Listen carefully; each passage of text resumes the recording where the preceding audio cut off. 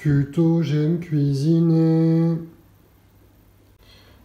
On a acheté un panneau pour les titres, mais il manquait un U.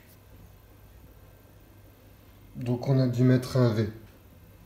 Alors que, comme c'est bientôt les fêtes, aujourd'hui on vous propose, je vous propose ma recette, signature,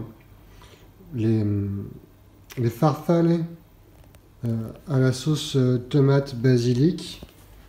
Alors je vais vous donner les ingrédients. Il vous faut des pâtes.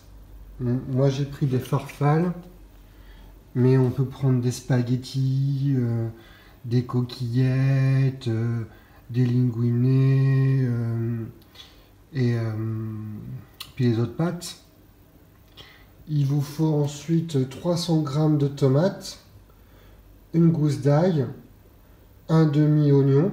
Alors ça, c'est pas un demi-oignon, c'est un oignon entier, donc il faudra le couper en deux.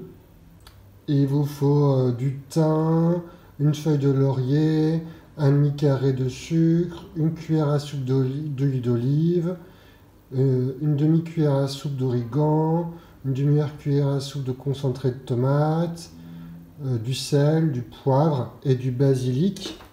Alors moi, mon astuce, c'est que je fais pousser moi-même mes herbes aromatiques. Alors par contre, j'ai pas numéroté, j'ai pas écrit qui était quoi, donc je sais plus trop ce que c'est. Puis ça pousse pas très bien. Il vous faut aussi une casserole pour faire cuire les pâtes. Alors moi j'ai pris une casserole de 18 cm de diamètre, mais en fait c'est pas grave, on peut en prendre une autre. Ensuite, il faut faire chauffer de l'eau dans la casserole pour faire cuire les pâtes. Alors mon astuce pour voir s'il est au bout, on retire le couvercle et s'il y a plein de bulles et de la fumée, ça veut dire que c'est à bout. Pâtes dans l'eau bouillante et après il faut laisser cuire le temps indiqué sur la boîte. Bon alors moi j'ai pas gardé la boîte. Quand c'est fini, on éteint le feu et ensuite on va égoutter, on va retirer l'eau. Et moi mon astuce c'est d'utiliser une passoire pour faire ça, sinon les pâtes elles tombent.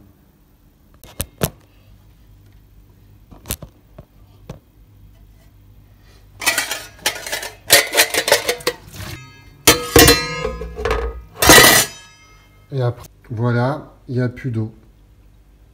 Une fois que j'ai fait cuire les pâtes, j'arrête la cuisson, j'ai vidé l'eau et je verse les pâtes dans mon assiette. Tomates.